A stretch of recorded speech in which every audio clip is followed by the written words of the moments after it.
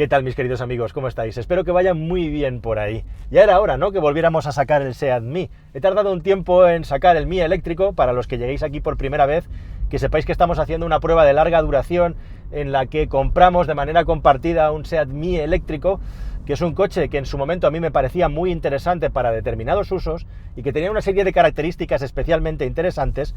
y eso es lo que estamos haciendo. Y me he esperado porque justo el coche acaba de pasar la revisión de los 30.000 kilómetros. Me voy a estar moviendo un poquito por ciudad, pasando badenes y demás, que es su entorno natural, y luego haciendo un poquito de carretera, mientras os voy contando qué es todo lo que ha ocurrido en este tiempo y cuál es el uso real que se le está dando al coche y qué es lo que ha pasado. ¿Buscas un coche nuevo? Entra en carwow.es y mi equipo te ayudará a encontrarlo y conseguir el mejor precio. carwow.es, el comparador de precios de coches nuevos. Bueno, lo que ha pasado es que el coche ha pasado por primera vez por el taller, valga la redundancia, ha pasado por el taller porque le tocaba, lo tiene preconizado en el manual de mantenimiento del vehículo, una revisión a los 30.000 kilómetros. Es la primera vez que este coche pasaba justamente por el servicio oficial, y os tengo que decir que hasta ese momento el vehículo había dado y ha dado 0 fallos, hemos tenido 0 problemas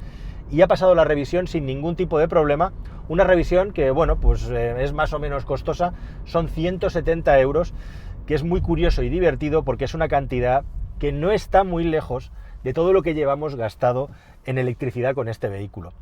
Y verdaderamente este vehículo creo que ha sido todo un acierto comprarlo por muchísimos motivos que te voy a acabar relatando, y es verdaderamente una desgracia que no exista ya en el mercado, y al final del vídeo vamos a reflexionar un poquito por qué. Pero déjame que te cuente un poco cuáles son los usos. Este coche, la gracia que tiene es que lo utiliza una persona a diario, siempre haciendo el mismo recorrido de una manera consistente, y cuando yo lo uso igualmente hago un recorrido en el que me muevo, siempre es el mismo supuesto por carreteras de circunvalación que acaba siempre aparcado dentro de una gran ciudad, en este caso Madrid. Una ciudad que está absolutamente envuelta en todo lo que es la parte de la M30 hacia el interior, la carretera que la circunda más interior,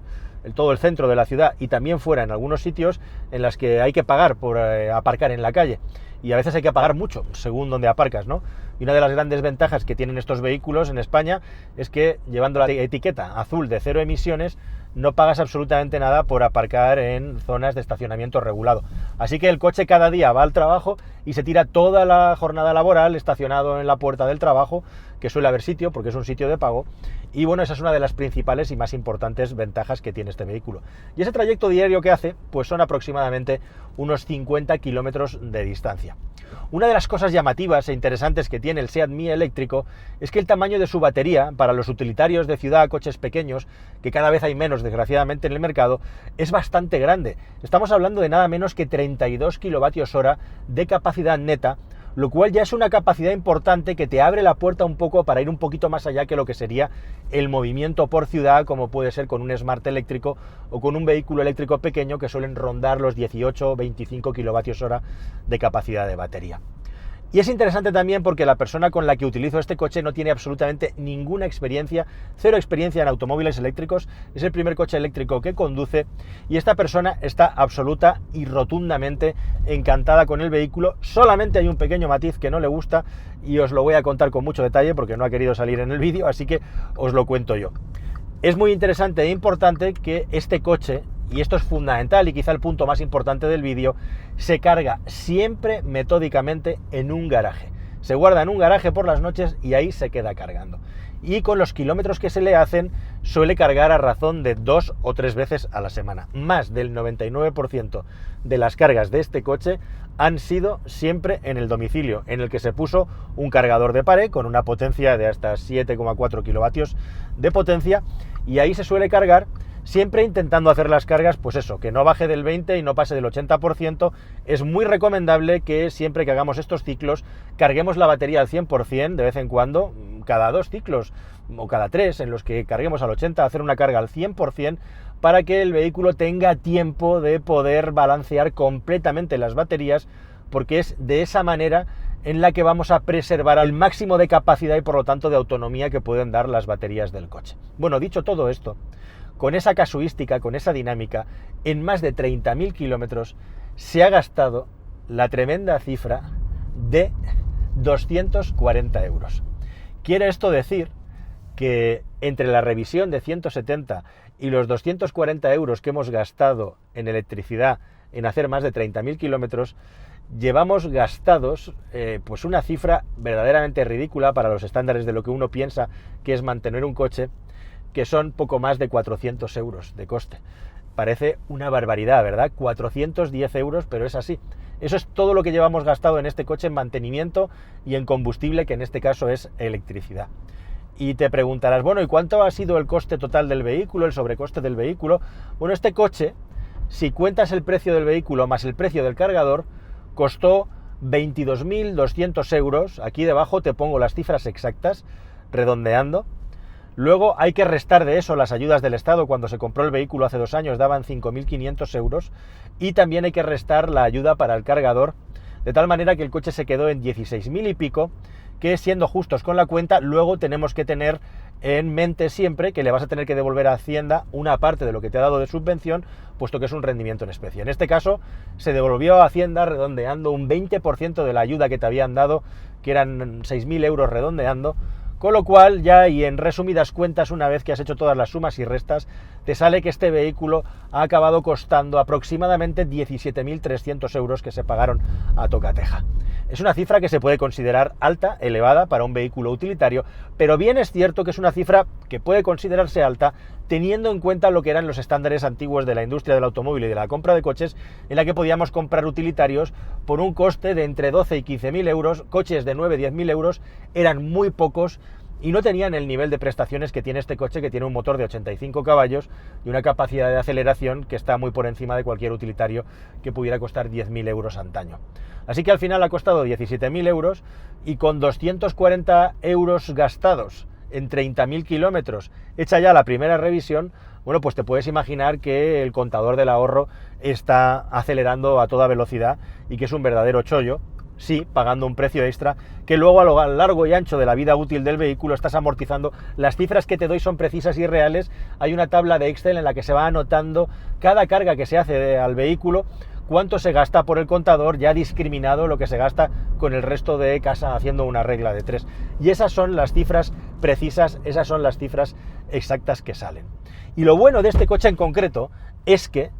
se compró para hacer esos trayectos diarios, pero una vez quitado el miedo, una vez quitado el problema de la ansiedad de qué podría pasar, el vehículo se ha empezado a utilizar para ir a Madrid, hacer recados también, para ir a las ciudades y eventualmente también para las salidas de fin de semana que se hacen hacia el campo, cuando el trayecto siempre es de 200 kilómetros o menos. De hecho, hay la anécdota de que en uno de los viajes el vehículo llegó a un punto alto en la Sierra de Madrid, que hay bastantes altitudes, y había gastado más de la mitad de la batería, con lo cual pues había bastante temor a que no pudiera volver, pero a la vuelta, y gracias a la frenada regenerativa, prácticamente el indicador de batería no se movió, porque todo el trayecto era en terreno favorable y se estuvo circulando a vela y regenerando energía. Y hablando de circular a vela y regenerar energía, este coche tiene muchos extras que están interesantes tanto en materia de seguridad como en materia de conducción. Este vehículo tiene un modo de retención extra, que es el modo B, que tienen vehículos eléctricos o enchufables del grupo Volkswagen, en el que el vehículo retiene mucho más. Yo siempre, cuando os hablo, os cuento de que esto de que el One Pedal Feeling, este sistema de alta retención de los automóviles eléctricos, prácticamente, y por decirlo de una manera gruesa, es una inutilidad. Por mucho que nos empeñemos y que estemos pensando que al levantar el pie que el coche retenga mucho es muy interesante, bla bla, no, realmente no ganas más regeneración de energía, salvo en circunstancias muy concretas y circulando muy despacio en ciudad con un tráfico muy denso. La mejor manera de regenerar el máximo de energía, que no es solo regenerar, esto es una cosa dual, es gastar lo mínimo posible y regenerar el máximo, y al final hay un equilibrio. De nada sirve que tú estés regenerando mucha energía si al final necesitas también mucha más energía para mover el vehículo, porque pierdes velocidad. Es muy incómodo. La mejor manera de circular, y en este coche que tiene un solo modo de retención fuerte, es muy fácil, es llevar el coche como voy yo ahora en modo D, que va a vela, y cuando tengas que frenar tienes el modo B, que es mover la palanquita para abajo, y entonces lo que tienes es una especie de modo de frenada eléctrica, como tienen por ejemplo los autobuses o los camiones con esas palanquitas con la frenada neumática. Así que no quieres que el coche se acelere, pues le das a la B,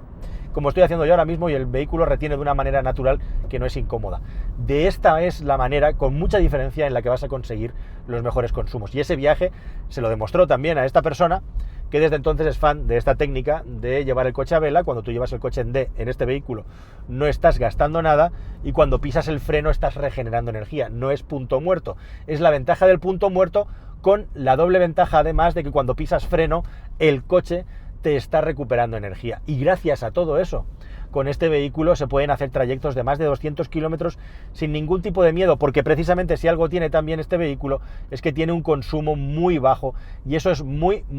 interesante. Estamos hablando de que le estamos sacando consumos medios que están en el entorno de los 10, 11, 12 kilovatios hora a los 100 como máximo, un consumo bajísimo. Así que ya te puedes imaginar que si realmente estás moviendo el vehículo de manera intensiva por ciudad,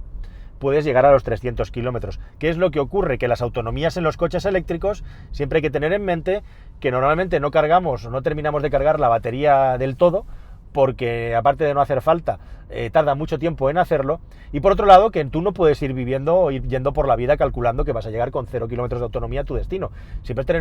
debes tener un mínimo margen de holgura, ¿no? Con lo cual esa autonomía teórica se reduce más en el mundo real. Entonces es muy importante esos kilómetros extra. Con este coche teóricamente te puedes ir a los 300 kilómetros, pero haciendo unas apuradas de batería que no tienen sentido, con lo cual siéntete tranquilo en el entorno de entre los 200-250 kilómetros que este coche te va a responder sin ningún tipo de problema. Además tiene un modo Eco y un modo Eco Plus. En el modo Eco se reduce la potencia del motor eléctrico y en el Eco Plus, además de reducir un extra la potencia, deja de funcionar la calefacción y deja de funcionar el aire acondicionado. ¿Cuántas veces hemos tenido que llegar a esa situación crítica en la que el vehículo ha tenido que ponerse en el modo Eco Plus? Es decir, que nos hemos quedado sin calor o con frío y hemos tenido que ir con las ventanillas bajadas o abrigaditos. Pues a lo largo de los 30.000 kilómetros yo estimo que no ha sido más de 5 veces. Que a veces ocurre, sin duda, porque calculas mal o sobre todo la vida no va por ahí contando kilómetros que haces cada día y te hace hacer recados extra, te hace hacer movimientos extra en los que tienes que decidir si me tiro o no me tiro a la carretera con el coche, habida cuenta de la autonomía que tienes. Y ese, precisamente, es el extra que tienes que tener en cuenta a la hora de tener un vehículo eléctrico. Si te mueves en un radio de uso en el que siempre vas a empezar y terminar tu viaje en tu cargador de casa, pues ya tienes todo solucionado y tienes la tranquilidad absoluta. Que no es así y tienes que salir a la carretera, tienes que planificar. Y ahí es donde las cosas se ponen más peliagudas, bueno, pues porque todavía la red de recarga no está lo suficientemente afianzada ni tupida y, bueno, pues es donde más sufres, ¿no? Pero una de las gracias que tiene este Seat Mii eléctrico, precisamente, es que puedes salir a la carretera sin ningún tipo de complejo,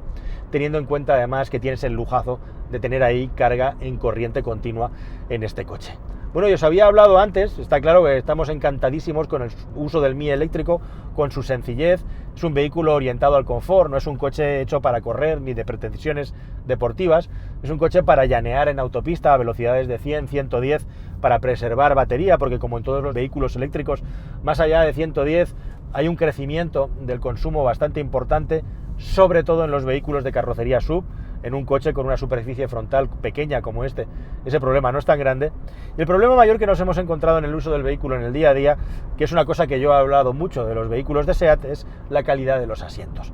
Son unos asientos que están diseñados con una sola pieza, un solo bloque, muy bonitos, como tienen también, por ejemplo, los del Renault Twingo. Pero el problema de este tipo de asientos es que tienen un mullido muy blando y los riñones se acaban hundiendo mucho contra el asiento, con lo cual acaban generando cierta fatiga y cierta incomodidad de cara a hacer largas sentadas cuando vas más allá de lo que es un trayecto, pues eso, de 20-25 kilómetros de ida y vuelta. Y es una cuestión, pues eso, de la calidad de los asientos, de la calidad del mullido que tienen, que es excesivamente blando, te hundes excesivamente para lo que son los estándares de una persona normal. Y ojo, que el compañero que conduce este coche es una auténtica sílfide, que yo diría que pesa la mitad que yo, o algo así, más o menos.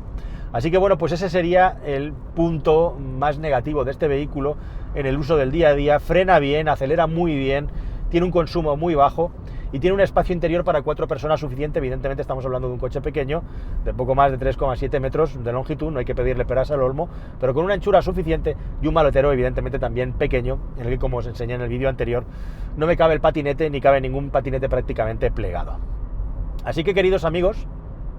estas son las vivencias y este es el resumen. La persona, como digo, con la que comparto el coche dice que bueno, pues o sea, está encantada y dice que ya no piensa en conducir un vehículo que no sea un coche eléctrico para lo que es el uso del día a día, y todas las personas deberíamos de poder experimentar lo que es el uso del día a día con un automóvil eléctrico si por tus estándares de kilometraje, por tus estándares de vida, tienes la posibilidad de cargar el vehículo en una plaza de garaje por las noches. Siendo esa la dinámica, realmente hay pocas pegas, pocos peros, salvo, lógicamente, el coste de adquisición, que es el coste de oportunidad que dirían los economistas, de poderte hacer con una máquina a un precio superior que luego te va a hacer ahorrar mucho hasta el punto de que te va a acabar compensando el coste de su adquisición. Y evidentemente ahí pues entran las ayudas, unas ayudas que en España funcionan radicalmente mal, que tienen unos plazos absolutamente leoninos, que luego tienes que devolver una parte del dinero, y en definitiva que el Estado nunca regala euros a 4 pesetas, hay una aportación del fabricante también, etcétera. Y vamos a ver qué es lo que ocurre cuando todas estas ayudas a los automóviles eléctricos, como ya está pasando en países donde la cuota de penetración es mucho más superior a la española, comiencen a detraerse, comiencen a retirarse con los precios que tenemos actualmente de los coches eléctricos. Evidentemente, al final, si un coche eléctrico no te sale rana, si un coche eléctrico te sale fiable, la calidad del silencio de conducción, la calidad de rodadura, este es un vehículo de una suspensión claramente blanda, es un Seat Mii eléctrico, no tiene mayor pretensión, pues está por encima de los estándares de un automóvil térmico, para todo lo que no sea hacer un viaje largo, como digo, que sería poner el listón en aproximadamente los 200 kilómetros de distancia. Así que por mi parte, queridos amigos, pues aquí te voy a dejar con un poquito más de contenido que espero que sea interesante para ti. Creo que la compra del Seat Mii eléctrico ha sido un auténtico aciertazo, y como conclusión o reflexión final, decir o expresar mi lamento, mi lástima de que no se vendan más coches como este, y que de hecho el mismísimo grupo Volkswagen decidiera dejar de vender este vehículo, un vehículo desarrollado hace muchos años, que ya se desarrolló con la audacia de que se pudiera electrificar de una manera buena y positiva, como lo demuestra el hecho de la pedazo de batería que lleva para el tamaño que tiene el vehículo, pero que en un momento dado dejó de ser rentable, primero de todo porque no había sitio en las fábricas para hacer más unidades, y en segundo lugar porque lógicamente el grupo Volkswagen lo que quiere es venderte muchos Cupra Borns, muchos Volkswagen ID3 y muchos vehículos que tienen un precio de adquisición bastante superior y que les hacen ganar más dinero que este pequeño utilitario, que es un caso absolutamente paradigmático de muerte de éxito. Se les desbordaron las peticiones cuando el vehículo salió al mercado, apareció, desapareció, se vende por temporadas, pero que está en franca retirada en lo que se refiere al catálogo de la marca y que nunca más va a volver a aparecer. Así que con ese pequeño sabor amargo de que muchas más personas no hayan podido disfrutar de este excelente producto, nos vamos a quedar para terminar el vídeo, y también con el sabor de boca positivo de que vamos a poder tener la posibilidad de seguir conduciendo un coche que tiene un consumo ridículo, que da cero problemas y que no puede ser más adecuado para el uso que se le está dando. Así que nada más, queridos amigos, este es el resumen así de mis impresiones del Mii eléctrico. Si tienes alguna pregunta más o algún comentario, por supuesto, y por favor en los comentarios intentaremos responderlo. Y como digo, aquí os dejo con más madera. Hasta el siguiente vídeo, amigos. Adiós.